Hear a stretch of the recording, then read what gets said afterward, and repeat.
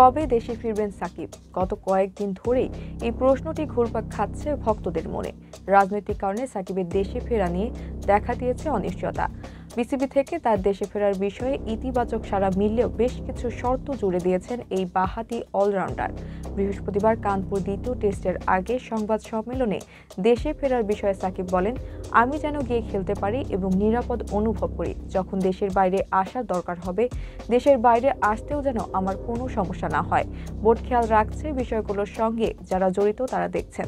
তারা হয়তো আমাকে একটা সিদ্ধান্ত দেবেন, যেটার ভিত্তিতে আমি দেশে গিয়ে খুব ভালোভাবে খেলে অন্তত টেস্ট ফরম্যাটটা ছাড়তে পারবো। সাকিব আরও যোগ করেন, এভাবে ফারুক ভাইয়ের সঙ্গে ও নির্বাচকদের সঙ্গে আমার কথা হয়েছে। যদি সুযোগ থাকে, আমি যদি দেশে যাই খেলতে পারি, তাহলে মিরপুর টেস্ট হবে আমার জন্য শেষ।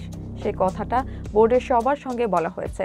তারা চেষ্টা করছেন কিভাবে সুন্দরভাবে আয়োজন করা যায়। এর আগে সংবাদ সম্মেলনে দক্ষিণ আফ্রিকার বিপক্ষে ঘরের মাঠে নিজের শেষ টেস্ট খেলার আগ্রহ প্রকাশ করেন সাকিব। যদি দেশে ফেরার নিশ্চয়তা না মেলে, তাহলে ভারতের বিপক্ষে কানপুর টেস্ট দিয়ে ইতি টানতে হবে ৩৭ বছর বয়সী এই অলরাউন্ডারকে।